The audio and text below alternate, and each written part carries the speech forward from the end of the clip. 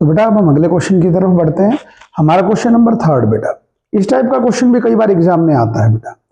इसने लिखा है which pair can be the LCM and HCF. ठीक है बेटा, इस क्वेश्चन को करने से पहले आपको इस कंसेप्ट का ध्यान करना है, relation between LCM and HCF. वैसे तो बेटा आप सबको पता होगा जो एचसीएफ होता है ये कंप्लीटली डिवाइड करता है किसको, एलसीएम।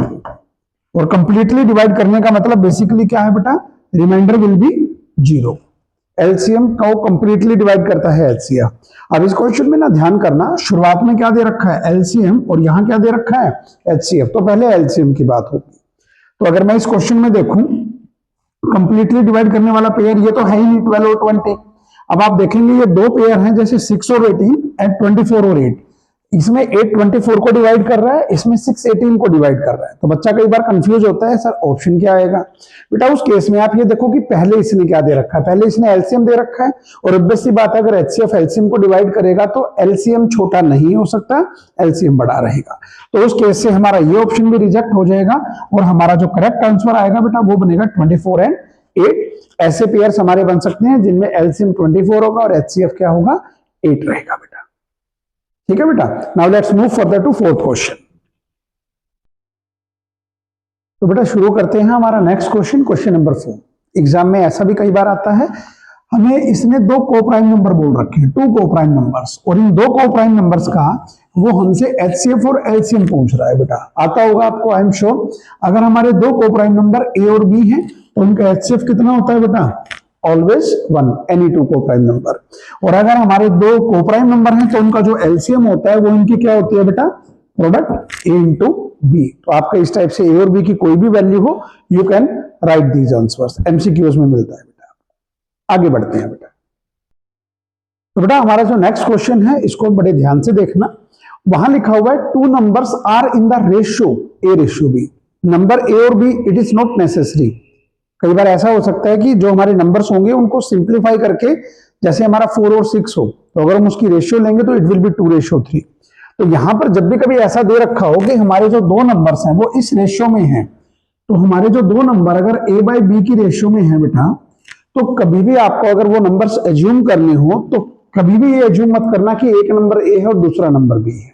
अगर मैं आपसे कहूं कि हमारे 2 नंबर हैं, let it be first and second, तो इस केस में अगर आपको फर्स्ट नंबर को लेट करना हो तो यू में take it A into K और सेकंड नंबर को you can take B into K. ठीक है बेटा, तो अगर इस टाइप से आपका क्वेश्चन हो और आपसे अब वो यूं कहे कि इनका एचसीएफ बताओ और इनका एलसीएम निकालो, जैसा कि आप देख सकते हैं बेटा, अगर आप उनका एचसीएफ निकालने जाओगे तो एचसीएफ विल बी के, और अगर आप उनका एलसीएम निकालने जाओगे तो LCM will be take all the factors A B and K and take their highest power. तो आपका एचसीएफ के रहेगा और जो आपका एलसीएम है बेटा वो ए बी के रहेगा बेटा। तो बेटा अब हम क्वेश्चन की तरफ बढ़ते हैं। क्वेश्चन जैसा कि आप देख सकते हैं, if 2 numbers are in the ratio, जो हमारे 2 नंबर्स है ना उनकी रेशियो दे रखी है बेटा 21:17। तो आप उस कंसेप्ट को फॉलो करें। अगर 2 नंबर्स की रेशियो ए रेशियो बी है तो नंबर्स को हमने लिया ए इंटू के एंड बी इंटू के, तो इसके अकॉर्डिंग अगर मैं इन 2 नंबर्स की बात कर रहा हूं तो आप इन 2 नंबर्स को क्या लेंगे, we will take it 21 into K और जो सेकंड नंबर है उसको क्या लेंगे 17 इंटू के, जैसा कि आप देख सकते हैं। कई बार हमने डिस्कस भी किया है। और अगर मुझे अब इनका क्या निकालना है बेटा एचसीएफ, तो इनका जो एचसीएफ है वो क्या आएगा, क्या आएगा, यू कैन सी। लेकिन एचसीएफ दे कितना रखा है बेटा हमारा क्वेश्चन में 5, तो ऑब्वियस सी बात है आपको के की वैल्यू मिल गई, के की वैल्यू क्या आ गई 5। अब इस के की वैल्यू को अगर मैं वापस सब्स्टिट्यूट कर दूं, के की वैल्यू को उठा के वापस इन दोनों नंबरों में अगर हम पुट कर दें तो जो पहला नंबर आएगा वो आएगा 21 इंटू 5 दैट इज 105, और जो दूसरा नंबर आएगा वो आएगा बेटा 17 इंटू 5 दैट इज 85। तो ये है बेटा बेसिकली हमारे 2 नंबर्स बेटा। अब इसने हमसे पूछा क्या है, देन फाइंड द एलसीएम। अब आपके जो 2 नंबर आए हैं आप इनका क्या फाइंड कर सकते हैं बेटा, आप इनका एलसीएम फाइंड कर सकते हैं इस कंसेप्ट की हेल्प से। तो बेटा अब इसी कंसेप्ट पे हमारा एक और क्वेश्चन है। इस बार आप देख सकते हैं 3 numbers are in the ratio.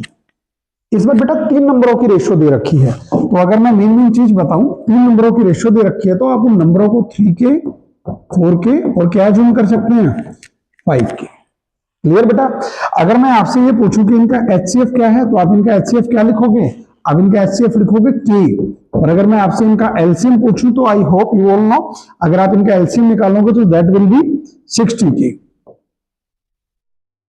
ठीक है बेटा, इतना तो आपको आता है। अब अगर एचसीएफ 60k है लेकिन, और सॉरी एचसीएफ के है और एलसीएम 60k है, इसने हमें एलसीएम क्या दे रखा है 240, तो हम क्या करेंगे, हमारे एलसीएम को किसके इक्वल पुट कर देंगे 240। तो यहां से आपकी जो के की वैल्यू आएगी, के की वैल्यू क्या आ गई 4 आ गई बेटा।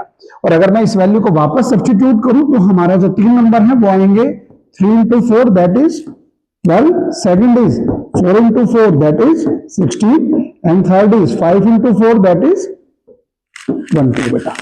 तो बेसिकली जो हमारे 3 नंबर आए वो आए हैं 12, 16 एंड 20, जिनकी रेशियो अगर आप चेक करोगे तो 3:4:5 रहेगी, और इनका जो एलसीएम है वो कितना आएगा बेटा, दैट विल बी 240। तो नंबर्स हमें मिल गए। तो इसने हमसे पूछा क्या था, इसने हमसे पूछा था find the numbers, we have done it, these are the numbers 12, 16 and 20, और इसने कहा है फाइंड देयर एचसीएफ। अगर मुझे इनका एचसीएफ निकालना हो, या तो आप इन नंबर से जा सकते हैं, या जो हमने पहले ही लिखा था एचसीएफ कितना था के, और आपकी के की वैल्यू 4 आई थी, अगर आप इनका एचसीएफ निकालेंगे तो एचसीएफ विल बी 4 बेटा। तो ये इस टाइप का क्वेश्चन भी कई बार पेपर में मिलता है। जब भी रेशियो वाला क्वेश्चन आए बी केयरफुल, उनको कभी भी डायरेक्टली अज्यूम नहीं करना बेटा, इस फॉर्म में लेके फिर क्वेश्चन में आगे प्रोसीड करना है, इस कंसेप्ट को ध्यान रखें बेटा। तो बेटा बढ़ते हैं हमारे नेक्स्ट क्वेश्चन की तरफ। जैसा कि आपको कंसेप्ट दिखाई दे रहा है, ऊपर आप देख भी सकते हैं, हेडिंग है verification of LCM and HCF. ध्यान करना बेटा, verification of LCM and HCF.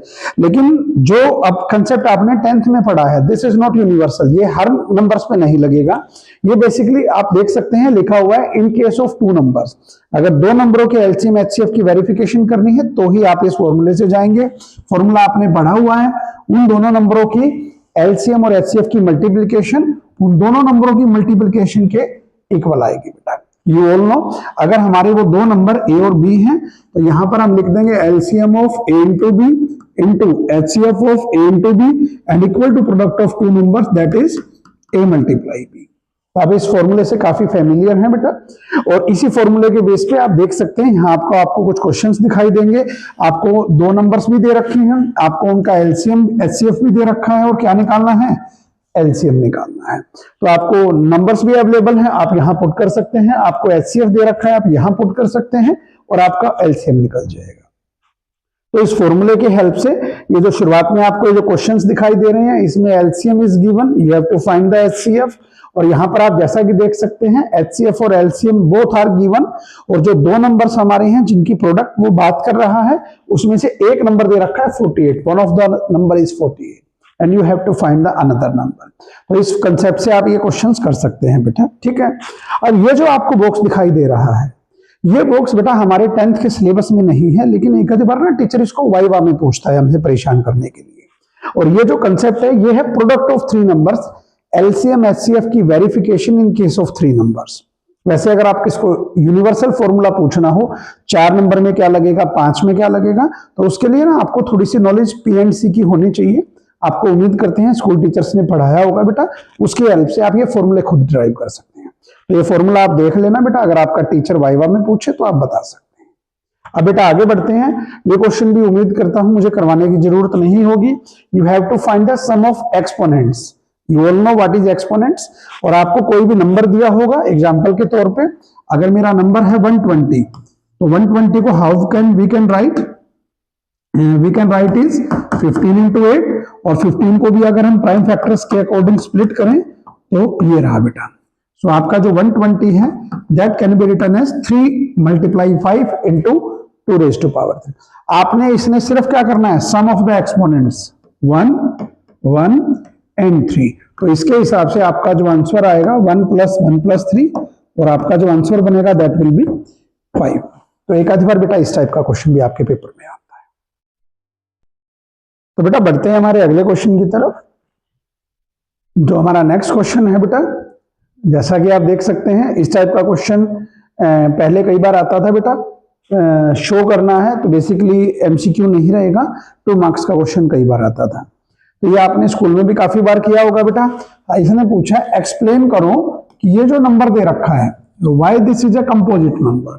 अब you all know what is a composite number, which have more than two factors, जिसके दो या दो से ज्यादा फैक्टर, सॉरी दो से ज्यादा फैक्टर हो, मोर देन टू फैक्टर्स, दो से ज्यादा, चाहे वो फैक्टर 3 हो 4 हो, आपको ये प्रूव करना है कि इस नंबर के दो से ज्यादा फैक्टर है।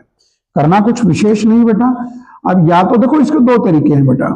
एक तरीका तो क्या है, आप इनकी मल्टीप्लाई करो, जैसा कि आपने बोर्ड मास में सीखा होगा, 7 into 11 into 13, 13 into 7 91, 91 into 11 1001 and plus 13, और नंबर क्या बन गया 1014। अगर आप इसको ऐसे करेंगे तो 1014 के आपको प्रूव करने हैं मोर देन टू फैक्टर्स। आप इसके फैक्टर बता सकते हैं।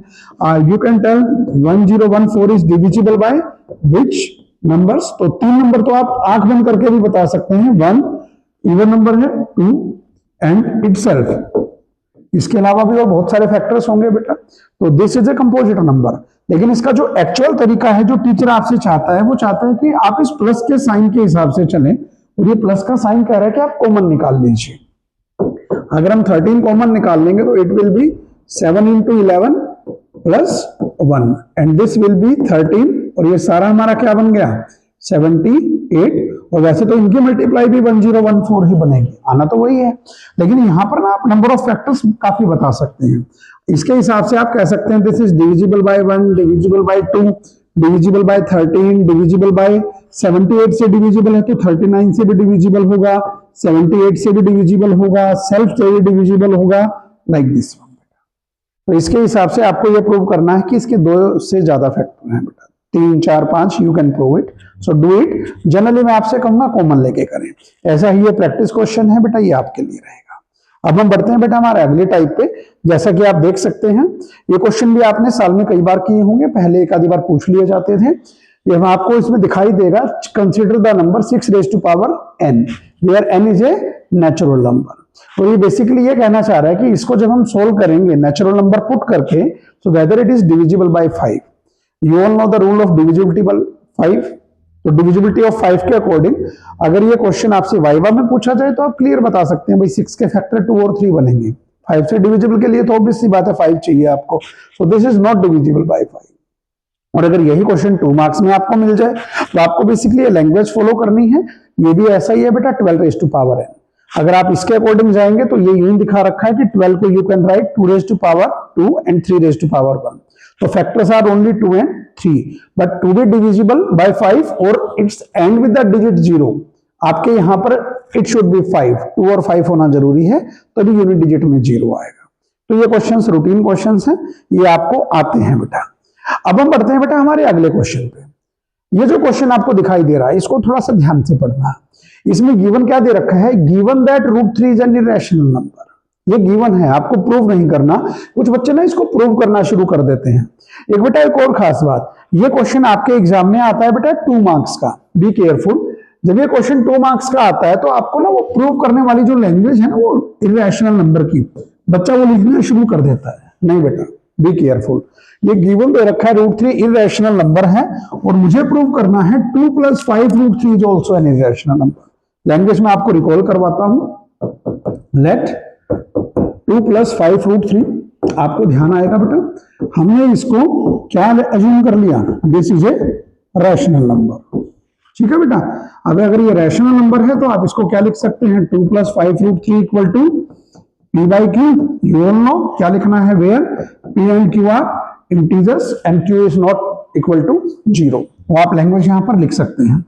यहां से आपको बस ये इस √3 पे फोकस रखना है। इस √3 की ना वैल्यू आप अलग निकाल के दिखा दीजिए, p/q, तो इधर आके क्या हो जाएगा माइनस, और अगर √3 की वैल्यू निकालेंगे सो 1/5 p/q -2। अब आप बेटा इस कंसेप्ट को यहां यूज करें जो कि आपने लिखा था p and q are integers. तो इस कंसेप्ट को अगर हम यहां यूज करेंगे तो आप क्या कहेंगे, ये हमारा जो पार्ट है सारा, ये क्या बन रहा है, it is a rational number. लेकिन हमें जो √3 है, यू कैन सी √3 क्या दे रखा है, √3 is an irrational number. So irrational number cannot be equal to a rational number. तो therefore ये वर्ड आपने काफी बार सुना होगा, जो इस टाइप के क्वेश्चंस जब आपने किए होंगे। So we will say our assumption is incorrect. जो हमने माना है वो हमने गलत माना है, और हमने क्या माना था, 2 + 5 √3 is a rational number. This is incorrect. So that means you have to write 2 plus 5 root 3 is a irrational number. तो आपको बेटा बेसिकली अगर ये क्वेश्चन मिले तो आपको इस टाइप से ये क्वेश्चन फ्रेम करना है, काफी बार आपने पढ़ा होगा बेटा। Now let's move to next one बेटा। तो बेटा अब हम बढ़ते हैं हमारे नेक्स्ट क्वेश्चन की तरफ। जैसा कि आप देख सकते हैं यहाँ पर पूरी लैंग्वेज फ्रेम की गई होगी। बेटा ये वो क्वेश्चन है जो आपने सारा साल पढ़ा है और आपने सारा साल जो एग्जाम्स दिए हैं सब में ये क्वेश्चन आया है, बिकॉज यू ऑल नो कि ये बोर्ड एग्जाम में भी आएगा बेटा। या तो वैसे अभी हमने पिछला क्वेश्चन किया 2 मार्क्स का, अगर ये क्वेश्चन आएगा तो बेटा ये बेसिकली 3 मार्क्स का क्वेश्चन आता है। लैंग्वेज आप सबको पता है, हमें प्रूव करना है √3 को इरेशनल नंबर। हमने अज्यूम कर लिया कि √3 हमारा रैशनल नंबर है। रैशनल नंबर है तो हमने उसको p by q की फॉर्म में ले लिया, where p and q are integers where q is not equal to 0। अगर बेटा अब आपको ये चेक करना है जो p और q है ये कोप्राइम है या नहीं है, क्योंकि अगर ये सिंप्लीफाई हो सकते हैं, अगर ये 4 और 6 हो तो बेटा इट कैन बी 2 by 3, अगर ये 9 और 12 है it can be 3 by 4, it will depend. तो अगर ये कोप्राइम नहीं है तो इनको हम डिवाइड कर देंगे इनके HCF से, ताकि ये कौन सी फॉर्म में आ जाए, कोप्राइम फॉर्म में। और जैसे ही कोप्राइम नंबर्स बनेंगे बेटा ये जो p by q है इनकी फॉर्म चेंज हो जाएगी और ये हमारा क्या बन जाएगा, a by b। और इसके बाद बेटा वही पुराना प्रोसीजर, हम क्रॉस मल्टीप्लाई करेंगे। क्रॉस मल्टीप्लाई की तो a की वैल्यू आ गई बेटा √3b, स्क्वेयरिंग की हमने, a स्क्वेयर की वैल्यू आ गई 3b स्क्वेयर, जिसको कि हमने फर्स्ट इक्वेशन मान लिया। अब इसके बाद बेटा ये लाइन लिखने में ना कुछ बच्चों को डाउट होता है, बी केयरफुल। मैं आपको थोड़ा सा करके दिखाता हूं, बोर्ड एग्जाम्स में नहीं करना आपने। ये जो a square equal to 3b square है, इस बात का मतलब ये है कि अगर हम a स्क्वेयर को किससे डिवाइड कर रहे हैं, 3 से, तो यहां पर क्या लिखा जाएगा, b square and remainder will be 0, क्योंकि all know dividend equal to divisor into quotient plus remainder, और प्लस में यहां कुछ नहीं है क्योंकि यहां पर भी कुछ नहीं है। अब कुछ बच्चे इसमें कंफ्यूज हो रहे होंगे, बेटा बिल्कुल कंफ्यूज नहीं होना। अगर मेरे पास यहाँ पर 27 होता तो हम 9 लिखते, 24 होता तो 8 लिखते। अब यहाँ पर मुझे वैल्यू ही नहीं पता है, दिस इज आर्बिट्रेरी कांस्टेंट, तो ये भी आर्बिट्रेरी कांस्टेंट होगी, हमें इसकी वैल्यू भी नहीं पता होगी। तो a square equal to 3b square हमें क्या बता रहा है कि a square is divisible by 3। और बेटा ये रिजल्ट आपने छोटी क्लासेस में पढ़ा हुआ है, अगर a स्क्वायर 3 से डिविजिबल है तो a भी 3 से क्या होगा, डिविजिबल। तो ये क्या कह रहा है, ये यूं कह रहा है कि a भी 3 से डिविजिबल है, ये रहा बेटा, ये रहा, a is also divisible by 3। अब a की वैल्यू को हमने क्या ले लिया, 3m, इसका मतलब मुझे यहां पर क्या ज्यूम करना है, m, dividend equal to divisor into quotient plus remainder, तो a की वैल्यू हमने क्या ज्यूम कर ली, 3m। इस 3m को उठा के हम फर्स्ट इक्वेशन में पुट करेंगे और उससे हमारा रिजल्ट आ जाएगा b square equal to 3m square. अब जैसे कि ये रिजल्ट आया और ये रिजल्ट था, सेम वैसे ही प्रोसेस में यहां फॉलो करता हूं। ये क्या कह रहा है बेटा कि अगर b स्क्वायर को हम 3 से डिवाइड करेंगे तो क्या आएगा हमारा question, m square and remainder is 0। Again b square equal to 3 into m square, that means b square is divisible by 3। और अगर b स्क्वायर 3 से डिविजिबल है तो b is also divisible by 3। Now look बेटा, ये क्या कह रहा है, a इज डिविजिबल बाय 3, ये कह रहा है b is divisible by 3। Now using second and third, a and b both are divisible by 3। लेकिन हम पहले ही a और b को हम क्या ले चुके हैं, a and b are coprime. And remember बेटा हमने क्या पढ़ा था, जो कोप्राइम नंबर होता है वो उनका सिर्फ हाईएस्ट कॉमन फैक्टर 1 होता है, लेकिन यहां पर a और b का हाईएस्ट कॉमन फैक्टर क्या आ रहा है, 3। हो सकता है और भी कोई हो, लेकिन यहां पर 3 जरूर आ रहा है। तो that means this situation contradict our supposition. ये हमारे जो हमने लेट किया था उसका विरोधाभास कर रहा है। और हमने क्या लेट किया था, हमने लेट किया था कि जो √3 है वो क्या है, रैशनल नंबर। और अगर ये इसको कॉन्ट्राडिक्ट कर रहा है तो दैट मीन्स ये गलत है, और इसके हिसाब से जो √3 है वो हमारा कैसा नंबर बनेगा बेटा, that will B irrational number. So be careful about this language. ये आपको एज इट इज फ्रेम करनी है बेटा बोर्ड एग्जाम में, और यहां से आपको क्वेश्चन में 3 मार्क्स मिलेंगे। ठीक है बेटा, नाउ लेट्स मूव फर्दर अगले क्वेश्चन की तरफ। तो बेटा अब बढ़ते हैं हमारे अगले क्वेश्चन की तरफ। और ये क्वेश्चन भी आपने कई बार पूरे साल में जब पेपर दिए हैं तो आपने जरूर एमसीक्यूज में फेस किए होंगे बेटा। जैसे कि आप देख सकते हैं टॉपिक का नाम एलसीएम है। ये जो आपको एक यहाँ पर टेबल दिखाई दे रही है बेटा, इस टेबल में आपने क्या ध्यान करना है, यहाँ पर एक वर्ड लिखा हुआ है एग्जैक्टली डिविजिबल। अब you all know exactly divisible, that means जो आपका रिमाइंडर है वो कितना है बेटा, 0। और अगर आप अगले क्वेश्चन में देखेंगे तो अगले क्वेश्चन में रिमाइंडर क्या लिखा हुआ है, r। और अगर आप उससे भी अगले पार्ट में देखेंगे तो रिमाइंडर क्या लिखा हुआ है, x, y and Z. That means अगर मैं इनको फ्रेम करूं तो ये दोनों टाइप क्या कह रहे हैं कि हमारा यहां पर ये जो टाइप है ये सेम रिमाइंडर की कंडीशन है बेटा, सेम रिमाइंडर। हर बार सेम रिमाइंडर आएगा, चाहे मैं ए से बी से सी से डिवाइड करूं रिमाइंडर इज 0, और अगर यहां ए बी सी से डिवाइड करूं तो रिमाइंडर इज आर। और ये जो केस है हमारा थर्ड वन, ये हमारा केस है बेटा डिफरेंट रिमाइंडर्स का। बेटा अगर हमारे क्वेश्चन में डिफरेंट रिमाइंडर्स दे रखे हो तो हमें ये प्रोसेस फॉलो करना है, ये आपके सामने है। अगर आप इनके सामने क्वेश्चंस देखें तो प्रैक्टिस क्वेश्चन भी इसी फॉर्म में है। यहां पर क्या लिखा हुआ है ना बेटा, which is exactly divisible, so that means remainder is 0। अगले पार्ट की अगर मैं बात करूं तो यहां पर इसने कहा है कि रिमाइंडर 1 इन ईच केस, यानी ये जो दोनों क्वेश्चन है ये सेम रिमाइंडर के क्वेश्चन है। और जैसा कि आप देख सकते हैं इनका आंसर क्या है, जो भी रिमाइंडर है उसको आपको सिर्फ ऐड करना है, किसमें, आपको इनका एलसीएम लेना है, एलसीएम ऑफ एबीसी। रिमाइंडर कुछ नहीं है तो remainder plus 0, that won't make any difference. और अगर रिमाइंडर आर है तो एलसीएम में आपको रिमाइंडर आर ऐड करना है। तो अगर हम इन क्वेश्चंस को करें, find the smallest number which is exactly divisible by 12, 15 and 20, तो आपको सिर्फ इनका क्या निकालना है, एलसीएम, वो छोटे से छोटा नंबर विच इज जो इन तीनों से पूरा भाग हो। अगर आप 12, 15 और 20 का एलसीएम निकालेंगे तो एलसीएम क्या आएगा बेटा, 60 आएगा। रिमाइंडर 0 है, रिमाइंडर 0 ऐड करेंगे, आंसर सेम रहेगा। और अगले क्वेश्चन में आप देखेंगे तो यहां पर आपको रिमाइंडर कितना दिख रहा है, 1, तो रिमाइंडर 1 दिख रहा है तो पहले आप इनका एलसीएम निकालिए बेटा, 3, 4, 5 और 6 का एलसीएम निकालना भी बड़ा आसान है, वर्बली कर सकते हैं। अगर आपके 4 नंबर हैं यहाँ तो आप ना पहले 3 और 6 का एलसीएम निकाल लीजिए। 3 और 6 का एलसीएम क्या आएगा, 6, तो आप इस 3 को भूल जाइए, अब आप सिर्फ 3 नंबर देखिए, 4, 5 एंड 6। 4 और 5 का एलसीएम क्या आएगा बेटा, 4 और 5 का एलसीएम आएगा 20। तो अगर आप चाहें तो इन दोनों को कट करके इनके बदले में क्या लिख सकते हैं, 20 बेटा। अब आपको 6 को और 20 का आपको इनका एलसीएम निकालना है। 20 का और अगर आप 6 का एलसीएम निकालने जाएंगे तो आपका एलसीएम कितना आएगा बेटा, एलसीएम विल बी 120। लेकिन आपको क्या करना है, रिमाइंडर को ऐड करना है, हियर इट इज। तो अगर आप इसमें कितना ऐड करेंगे, रिमाइंडर 1, तो आपका जो आंसर है वो क्या आएगा, 121 बेटा। तो अगर आपका रिमाइंडर सेम है तो आपको ये प्रोसेस फॉलो करना है, और अगर आपका रिमाइंडर डिफरेंट है तो आपको ना ये वाला प्रोसेस फॉलो करना है बेटा। आपको एलसीएम निकाल के बेटा और के को माइनस करना है। अब आप कहेंगे सर के कहां से आ गया, बेटा के की जो वैल्यू है ना वो बेसिकली क्या है, ये क्या कह रहा है कि अगर हम a से डिवाइड करेंगे तो रिमाइंडर क्या आएगा, x, b से डिवाइड करेंगे तो रिमाइंडर क्या आ रहा है, y, c से डिवाइड करेंगे तो रिमाइंडर क्या आ रहा है, z।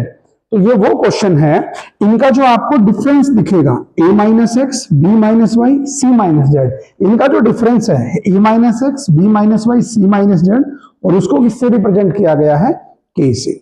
ऐसा ही क्वेश्चन आप यहां देख सकते हैं, जब हम 20, 35 और 40 से डिवाइड करें, 20 से डिवाइड करें, 35 से डिवाइड करें और 40 से डिवाइड करें, तो इसलिए बेटा हमें डिफरेंट रिमाइंडर दे रखे हैं, वो है 14, 29 एंड 34। और ये हमसे क्या जानना चाह रहा है, यहां पर वो नंबर बताइए जो सबसे छोटा नंबर हो और इस कंडीशन को फुलफिल करे बेटा।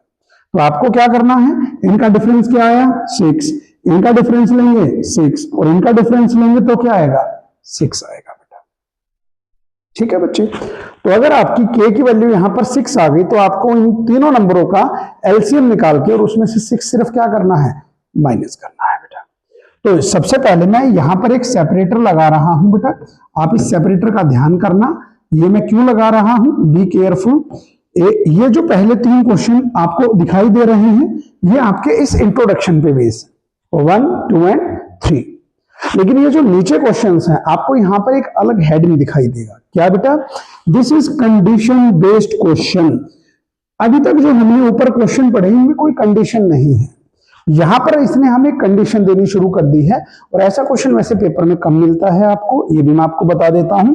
कंडीशन बेस्ड क्वेश्चन बेसिकली कैसे हो, जैसा कि आप यहां देखिए, इसने बोल दिया स्मॉलेस्ट 4 डिजिट नंबर, इसने यहां पर सिर्फ लिखा हुआ है smallest number, smallest number, smallest number, यहां इसने कंडीशन डाल दी स्मॉलेस्ट 4 डिजिट नंबर, यहां पर है लार्जेस्ट 4 डिजिट नंबर। सो ये जो क्वेश्चंस है ना बेटा ये कंडीशन बेस्ड है। उम्मीद करता हूं ये आपने साल में पढ़े होंगे बेटा, एग्जाम्स में कम आते हैं, लेकिन अगर आप इसका स्क्रीनशॉट लेंगे तो यहाँ जो इंट्रोडक्शन दे रखा है उसके हेल्प से आप इन क्वेश्चंस को सोल्व कर सकते हैं। अगर कंडीशन बेस्ड क्वेश्चन हो, अगर हमसे वो स्मॉलेस्ट पूछ रहा है तो आपने ये आंसर पढ़ा होगा बेटा, dividend plus divisor minus remainder. और अगर हमसे वो क्या पूछ रहा है, लार्जेस्ट कंडीशन बेस्ड क्वेश्चन, तो answer is dividend minus remainder. तो आपको बेसिकली ये करना है कि पहले इनका एलसीएम निकालना है और उसके बाद इस कंडीशंस आप देख लेना बेटा। यहां पर इस चीज को भी फोकस करना कि हम किससे डिवाइड कर रहे हैं, एलसीएम से। तो आपको पहले इनका एलसीएम निकालना है और उसके बाद ये कंडीशन फॉलो करनी है। यहां पर भी मुझे एलसीएम निकालना है और ये कंडीशन फॉलो करनी है बेटा। तो एग्जाम्स के फेवरेट कम है, इसलिए मैं इन पे थोड़ा सा कम ध्यान दे रहा हूं। आपके सामने स्क्रीनशॉट इसका लेके, और यू कैन सिंप्लीफाई दिस बेटा, बी केयरफुल अबाउट दिस बेटा। बेटा इस फ्रेम में बस एक छोटी सी गड़बड़ रह गई है।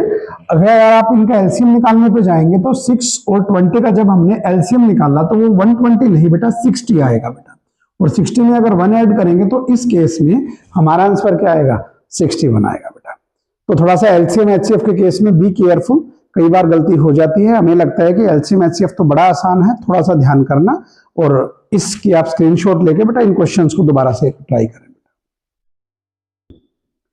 अब आते हैं बेटा हम अगले टाइप पे, और अगले टाइप से पहले मैं एक बार रिपीट कर दूं क्योंकि बच्चा कंफ्यूज होता है प्रीवियस टाइप में और इस टाइप में, क्योंकि यहां तो आपको क्लियर है, हेडिंग दिख रहा है, एचसीएफ निकालना है, पेपर में तो नहीं देगा वो ऐसे लिख के। Be careful. पिछले टाइप में और इस टाइप में क्या अंतर है, यहां मुझे वो नंबर पता करना है, बड़े से बड़ा largest number which exactly divide. आप थोड़ा सा ध्यान करना बेटा, इस केस में मैं क्या बोल रहा हूं, हमें वो बड़े से बड़ा नंबर निकालना है विच एग्जैक्टली डिवाइड्स, जो डिवाइड करता है बेसिकली उसको हम क्या बोलते हैं, फैक्टर। और हमें कौन सा फैक्टर पता करना है, लार्जेस्ट। लार्जेस्ट मींस हाईएस्ट, और हमें हाईएस्ट फैक्टर पता करना है बेटा। और हमें हाईएस्ट फैक्टर पता करना है इनका, इनका, और वो इनका मुझे क्या चाहिए, कॉमन, दोनों के केस में। तो that will B highest common factor, ध्यान करना बेटा। और पिछले टाइप में हम क्या पता कर रहे थे, वो नंबर जो हमें नंबर दे रखे थे जो उनको डिवाइड करे, बेसिकली जो उनका मल्टीपल आएगा, जो मुझे चाहिए था। तो बेटा इस चीज को मैं एक बार कंपेयर भी करवा देता हूं, क्योंकि शायद ये सिर्फ बताने से याद नहीं रहेगा। जो आपकी प्रीवियस स्लाइड है अगर आप देखें तो यहां पर आपको क्या लिखा हुआ है, ध्यान देना, हमें वो नंबर पता करना है विच इज एग्जैक्टली डिविजिबल, जो डिवाइड हो रहा है, समझिए, जो डिवाइड हो रहा है इनसे, इसका मतलब वो इनकी टेबल में आ रहा है। और यू कैन अंडरस्टैंड जो इसका क्या बनेगा, इन सबका मल्टीपल बनेगा बेटा। हमें वो नंबर पता करना है। और यहां इसने क्या बोला है, वो नंबर पता कीजिए विच एग्जैक्टली डिवाइड, जो नंबर डिवाइड कर रहा है, और जो नंबर डिवाइड कर रहा है वो फैक्टर है। यहां वो नंबर जो डिवाइड हो रहा है, यहां वो नंबर जो डिवाइड कर रहा है बेटा, ठीक है। और जैसे अभी हमने यहां पर क्या बनाया था, मैं दोबारा से ध्यान दिलाऊं, जैसे हमने यहां बनाया था बेटा same remainder different remainder, similarly ऐसी ही स्लाइड आपको यहां दिखेगी बेटा, और इसको आप अपने आप कर सकते हैं। स्लाइड आपके सामने है, यहां लिखा हुआ है exactly divide, that means remainder will be 0, यहां लिखा हुआ है रिमाइंडर आर। तो इन दोनों टाइप को देख के आपको क्या पता चल रहा है, here it is the same reminder.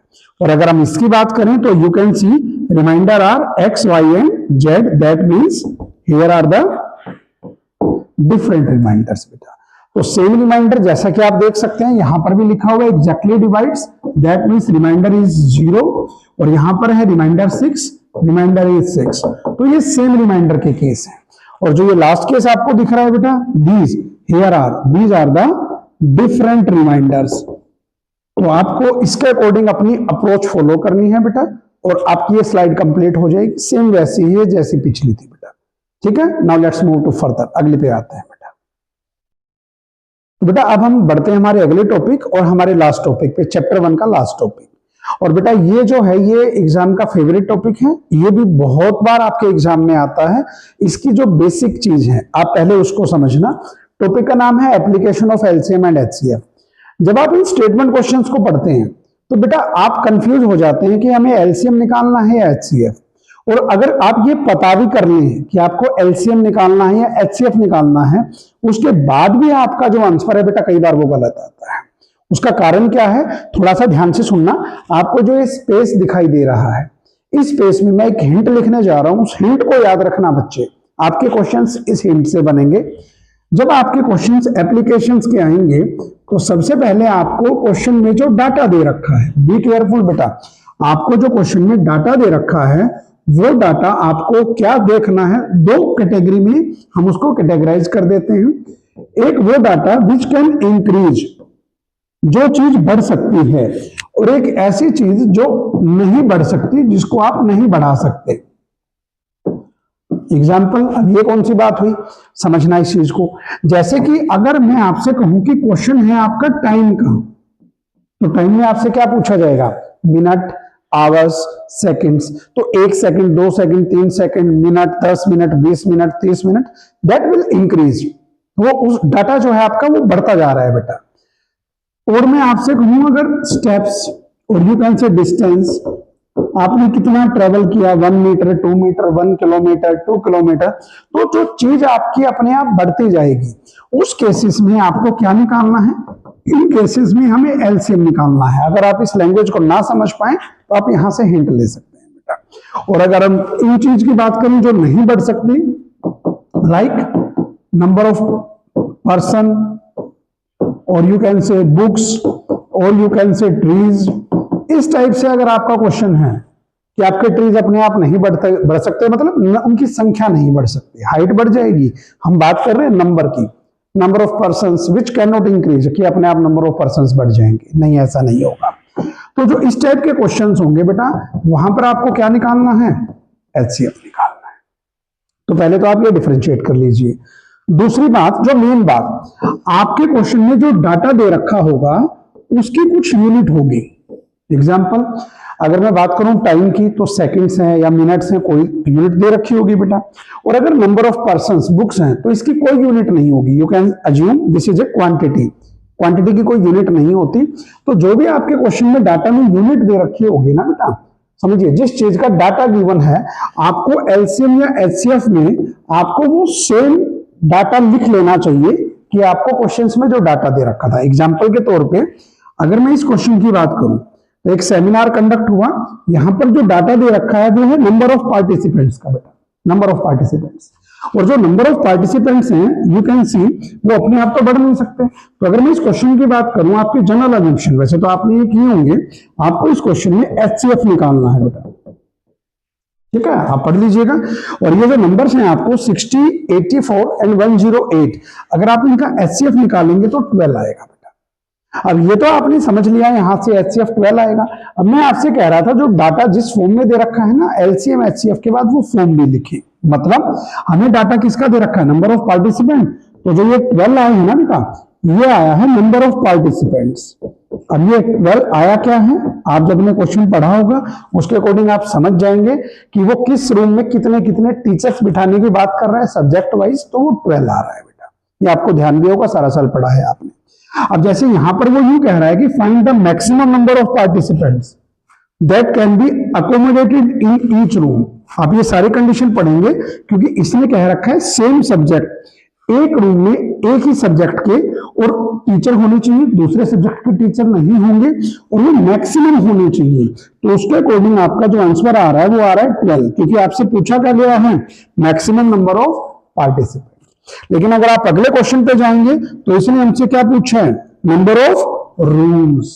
Be careful, यहां उसने नंबर ऑफ रूम्स पूछे हैं और हमारा आंसर आया number of participants. Now understand, कैसे, अगर हमारे हिंदी के 60 टीचर्स हैं, मैंने यहां 60 लिखा, अगर आपके इंग्लिश के 84 टीचर्स हैं, और अगर आपके मैथमेटिक्स के 108 टीचर्स हैं, और अगर आप हर रूम में 12-12 बच्चे बिठाना या 12-12 टीचर बिठाना शुरू करते हैं, तो अगर मैं इनको 12 से डिवाइड करूं तो इसके अकॉर्डिंग आप क्या देखेंगे कि ये कैंसिल हो रहा है 5 पे, ये 7 पे और ये 9 पे।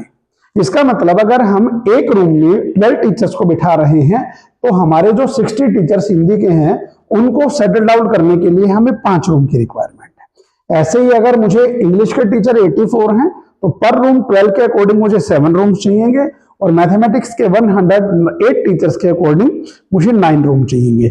तो अगर मैं नंबर ऑफ रूम्स की बात करता हूं इस पार्ट में, तो सेकंड पार्ट में जो मेरा आंसर आएगा that will be 5 + 7 + 9, that is 21 and these are the number of rooms.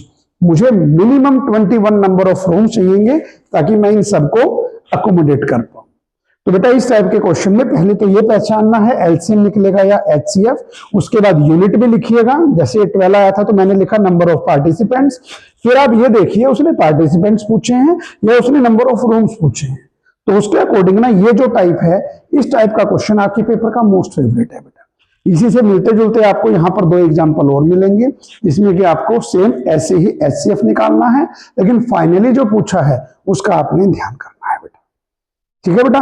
और अगली स्लाइड में आपको ये दिखेंगे कि टाइम और स्टेप्स के जो क्वेश्चंस हैं, जैसा कि आप देख सकते हैं ये जो क्वेश्चंस है यू कैन सी, ये टाइम का क्वेश्चन है, पढ़ा होगा आपने काफी बार।